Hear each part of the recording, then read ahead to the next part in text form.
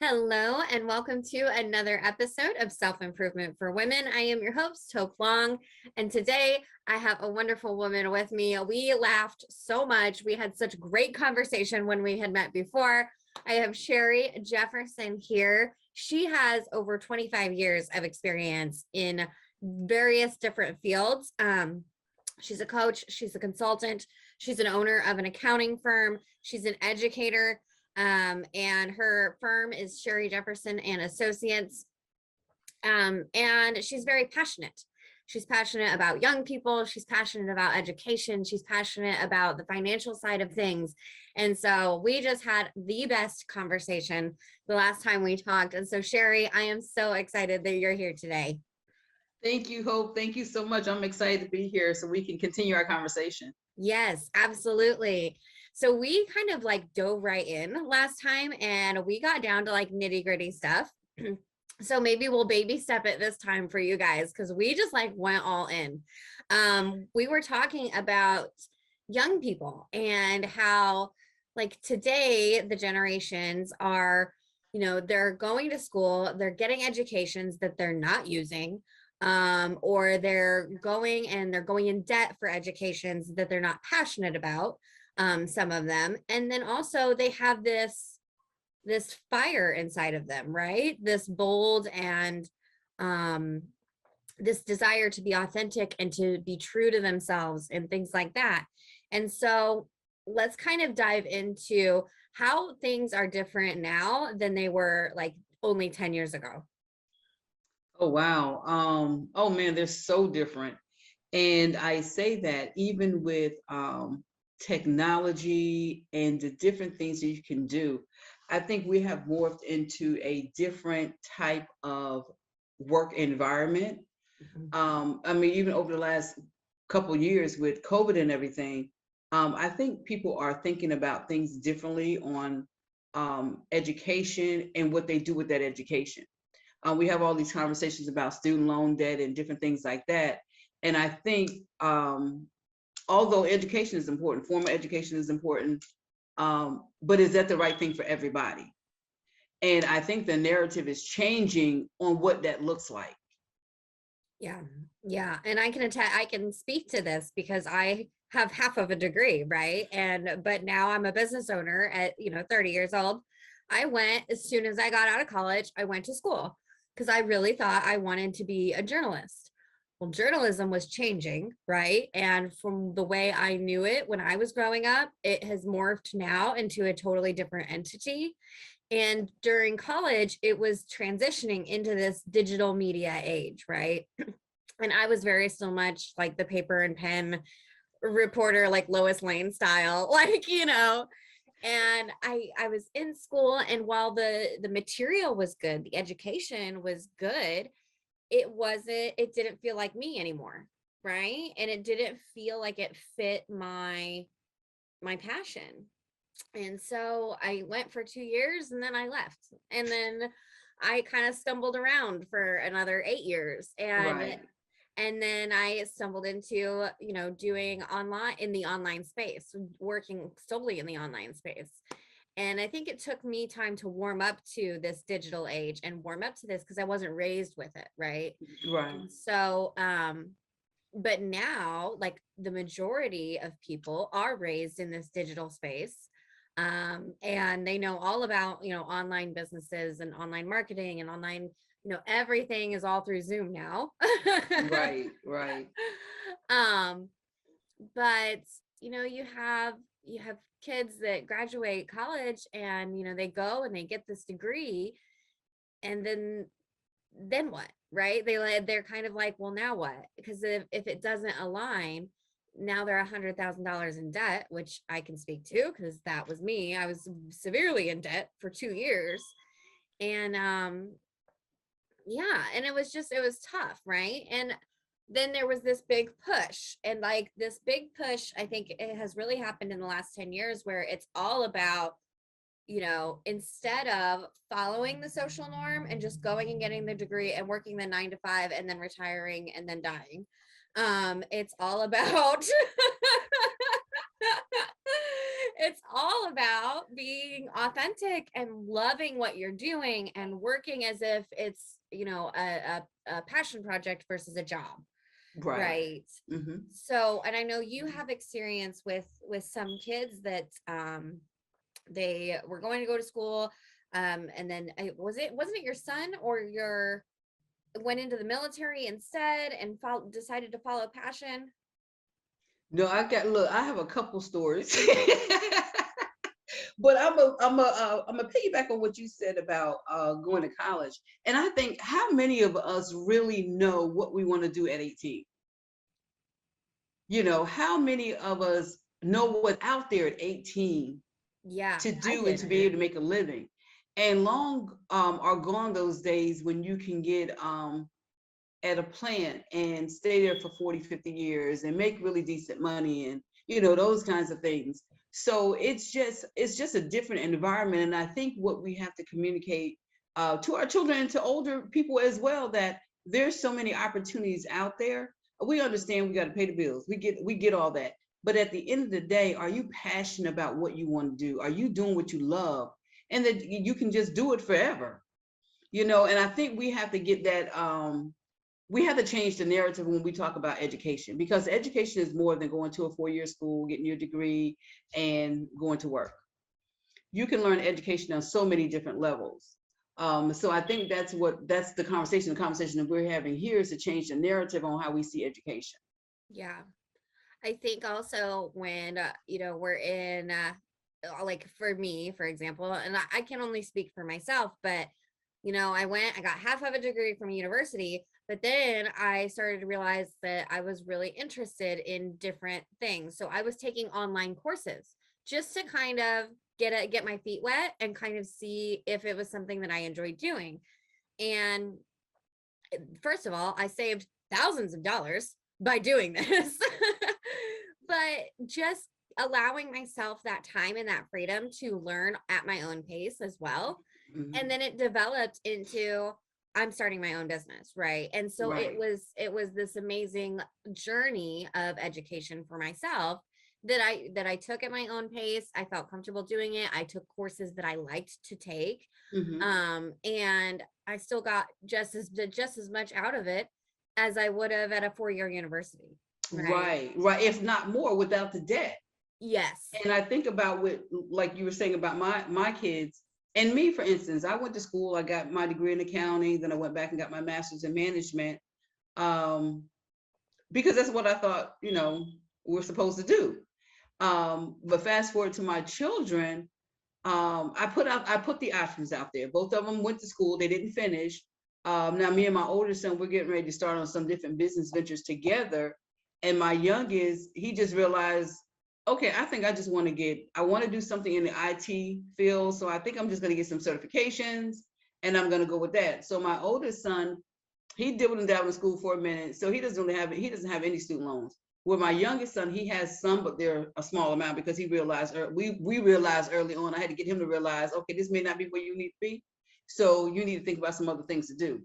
And which is good, because you're not saddled with a bunch of student loan debt and can't find the job to be able to pay the student loans back. So to me, it makes more sense. I don't see a young person, or old person for that matter, getting in student loan debt and you're not even working where you can pay back the student loans. It defeats the purpose to me. And Right. I think those are the kind of conversations that I have with my kids. And I was telling you a story also about the lady at the nail salon where I used to go. And she got a degree in accounting, from a top-notch school. And she was working with her cousin at the nail salon because she was like, I don't want to do that. So I think it's important that we have those conversations about education and what that really means and what that looks like. Yeah. Yeah, I want my doctor to go to school. I want my lawyer to go to school. Well, yeah. you know, I want my nurse to go to school, but everything doesn't require, in my opinion, everything doesn't require a college degree.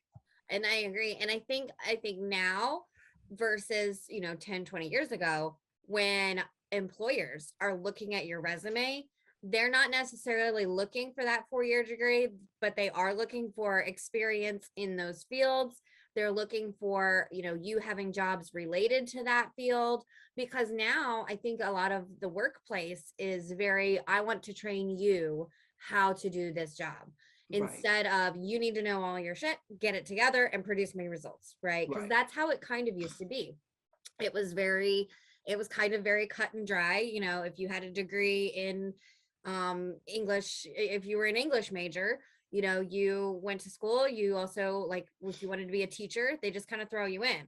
Well, Right. now teaching is totally different. It looks totally different. There's Mhm. a different training for it, because now it's online and it's in school and you're doing all this extra side work. Exactly. And so yeah, the workforce has changed the way Mhm. that they accept new employees, and the way that they expect new employees, what they expect them to know.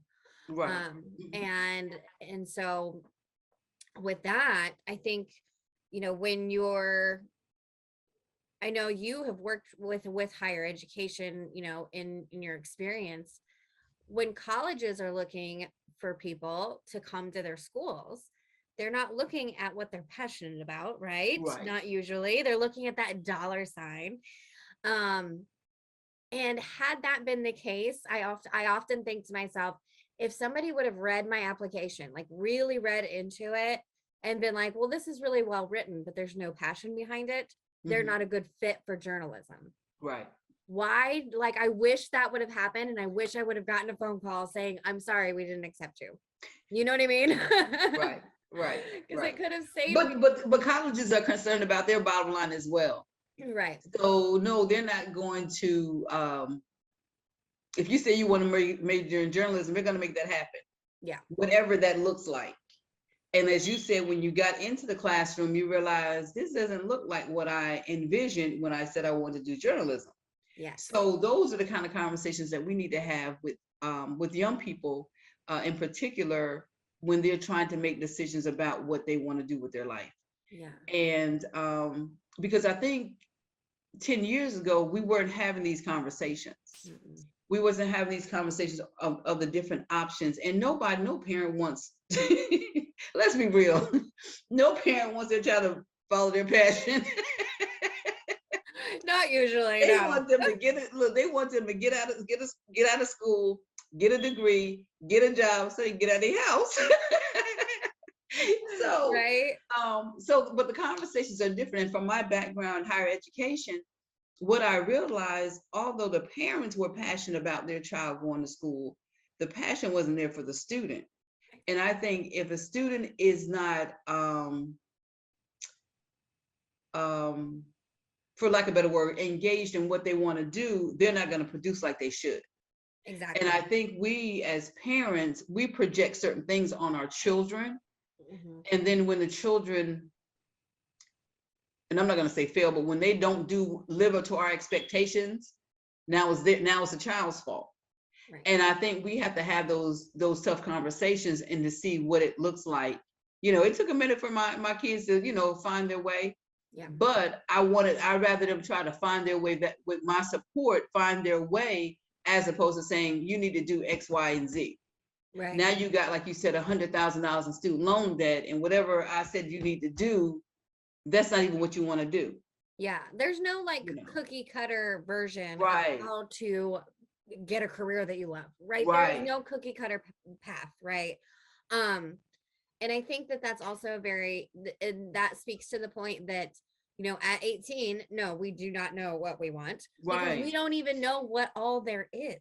we have Exactly. we have general concepts, general ideas of what the real world looks like and what's available to us. Right. And then it really wasn't until 5 years ago that I was like, holy cow, look at all this opportunity in the online space. Look at all these work from home opportunities. Look at all these customer service opportunities that don't look like sitting on a phone. Right. Like, there's so many different, and they're all called different things, right? And Right. they're all, Hmm. whatever. Hmm. But like, for the child, for the 18-year-old who's really passionate about, graphic design, they would probably be shocked to find out that there is like 4 or 5 people sitting in a room somewhere just drawing in comic books for fun Hmm. and then Right. turning them into their boss. Right. and then like Mm-hmm. making $100,000 a year. So like there are crazy, just different ways to make money, to make a Right. living, and to do it with something that you don't loathe. Like you're not Right. clocking in every day and like barely Mm-hmm. barely scraping by. A lot of people now, they get paid to travel. Like Right. who would have ever thought that that was going to be a thing, right? Mm-hmm. Like Mm-hmm. getting paid to stay in amazing hotels and review Right. them and all these things. Like there's a whole there's so much out there. Mm-hmm. It's so difficult at 18 to like think that way though, because we, we grow up with this certain set of ideas on what everything is. Like there's Right. only Right. 20 Right. 25 different careers. You can go to work, you can go to a factory, you can, be a doctor, be a lawyer, or whatever it is. But when when we're going into school, and I know you speak a lot to the financial side of things, we would rather quit school early and like minimize that debt than finish out that degree and never use it. Right. a hundred Right. thousand dollar degree doesn't mean anything. Mm-mm. It just means more debt Right. unless you're actually using it and applying it and passionate about it, right? Right. Exactly. Exactly. And I think with the young people, that's all through the influences that are around them, like their parents or other students, like I'm going to this college, I'm doing this. And you feel like, okay, well, I don't have any direction. Everybody's got these ideas. Maybe I need to go to college. So I think having these conversations, and opening up to the parents to voice how they feel about their child going to college and doing those things. Are they doing it because that's what society tells us that we should do, is go to college? Or is it a specific skill set that their son or daughter is seeking? Like I said, for instance, if you want to be a doctor, if you want to be a lawyer, a nurse, different things like that, we understand you need education for that. But with the opportunities that you had expressed earlier, the opportunities are endless, and it doesn't require a college degree. And then even after you go to school, and you may get an entry level job when you graduate from college, but then they're looking at, okay, you don't have any experience. Okay, I don't have any experience because I haven't been working. I've been in school. So Right. then now you have this up against you as well. Say, oh, we would hire you, but you don't have an experience. So but I still have these student loans I have to pay Right. back. Yeah, the bill didn't go away just because. um, so yes. And so our whole thing today really has, I mean, yes, education is very important. You should always keep learning because it's how you grow as a person. But that doesn't always look like a 4-year degree. Sometimes it looks like online classes. Sometimes it looks like trying different careers, because that in itself is an education. Mhm. And sometimes it just, you know, you you don't have to go to a 4-year university to get a degree to get a job. Right. Things have changed immensely. And so your passion, whatever you're passionate about, and I know this is very important to the millennial and to Gen X, like follow your passions. Don't work to live, don't live to work, work to live, right? Um your passion somewhere out there, more than likely, is a job just for you. And it Hmm. fits what you're excited about. And it fits something that, you wake up in the morning and it's the first thing you think of and you can't wait to get started on it. Like that kind of passion, that's what you want in your career. Right. And, it doesn't, and some people, and I know several, some people have a job, they work it, it's okay, but they're still very happy people. So it doesn't, your career is not, just make sure it's not soul sucking, right? Right. Don't let it suck the soul out of you. Right, exactly, Um, exactly. but Yeah, because if there, you're in something that you enjoy, like it's not like, oh, I enjoy going to this job today, or I don't want to do that. That's different. But you have some people that are in jobs because I just need to pay my bills, mhm, or whatever that looks like to them, but they get nothing from the job itself. And I think those are the kind of things, because you want to live your best life at your job, in your personal life. You do not want to go to a job every day that it's just draining the life out of you. yeah, because it's And I not think fulfilling, and then you're not going to do your best because that's not where you want to be. absolutely. So instead of being a hindrance to the company and to yourself, find what you want to do and you do that, Yeah, you absolutely. know? And I think a lot of times, like, I don't think anybody like wakes up and they get excited about going to work part-time at McDonald's. Maybe some of us do. Maybe some of us love Mickey D's and we are all about that Mickey D's culture. Well, Hope, they may get excited if they're playing, if their track is to be a general manager. Right. So Exactly. they may be like, okay, I need to learn this process so Yes. I can build my company. Yes. And that makes perfect sense. But for the people that are working part-time at McDonald's, just to put like bread and milk on the table or in the fridge, right? Um, there's so many opportunities out there. You don't have to stay stuck in the 9 to 5 Yes, grind. right, um you need to do it intelligently, make smart moves as you are progressing. right. But something to realize is that you are not a tree. You are not stuck in the ground. You are able to move freely. You can go and try new things. A lot of times we touched on this, we don't know what we want to do. We Hmm. have no idea what's available. We don't know what we want to do. So for that, how would you speak to someone, and let's use me as an example, someone in their late 20s, early 30s. They've already had a couple different jobs. They may or may not have a degree or half of a degree, but they still don't know what they're passionate about. How would you how would you advise them? My first of all, find out what do they love to do, whether it's a hobby or whatever. Because first you have to find out what is innately in them.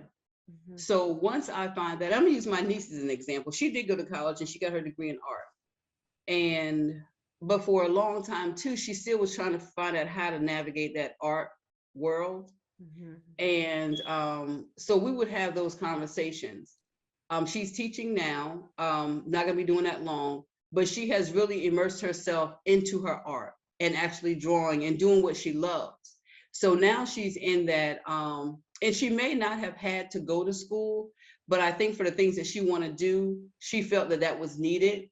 So, matter of fact, she's back in school again. She just got her master's, maybe a year or so ago from Boston University, and she's getting another master's. But I say that to say you have to find out what you love to do. And she loves to draw and she loves to work with children. So she's incorporated that in where now she has her business outside of the classroom, but she's still teaching students, she's still drawing.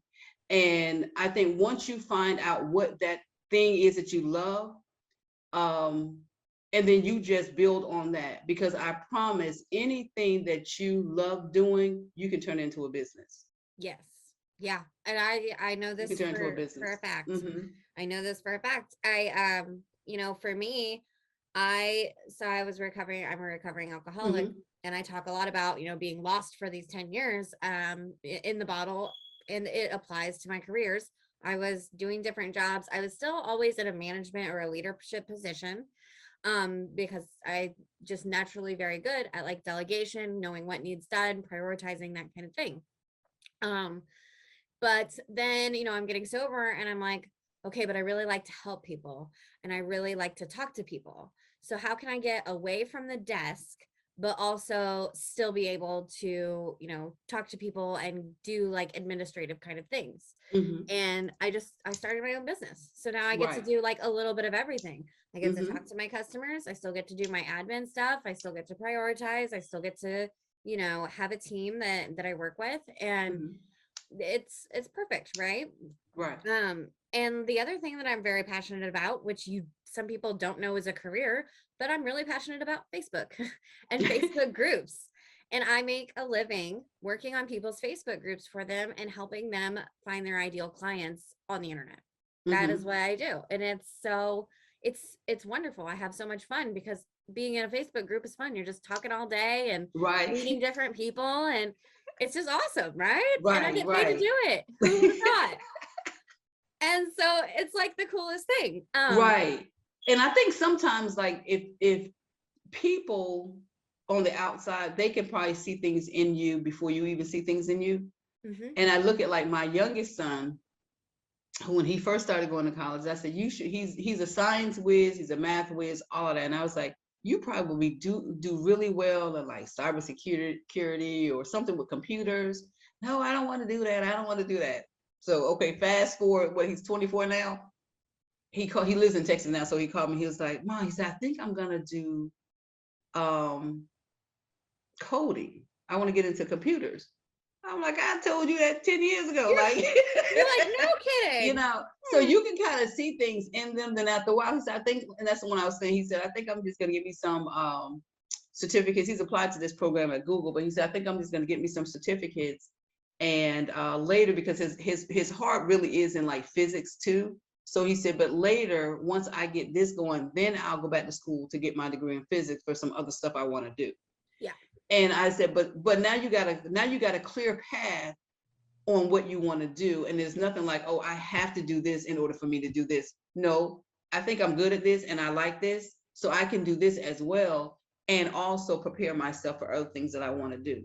Right. And I think once people, because I think sometimes it's hard for people to figure out, what am I really good at? Like, what do I do? Sometimes those people on the outside can kind of plant that seed and be like, hey, you're pretty good at this. Like my oldest son, I go steal a bunch of seats with him, but he's he's 28, but he writes really good poetry, different things like that. And I think he likes to do it just to clear his head. I don't think that's a passion of his, because I'd be like, you could do a book or you could do this. It's like, I don't know if I'm gonna do that.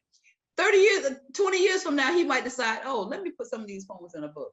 Yeah. But those are the kind of things that I try to instill in particularly young people around me, so I can see like, you're really good at this. Did you ever think about doing this? Or because a lot of times they are good at certain things, but they don't know that they can turn them into a career.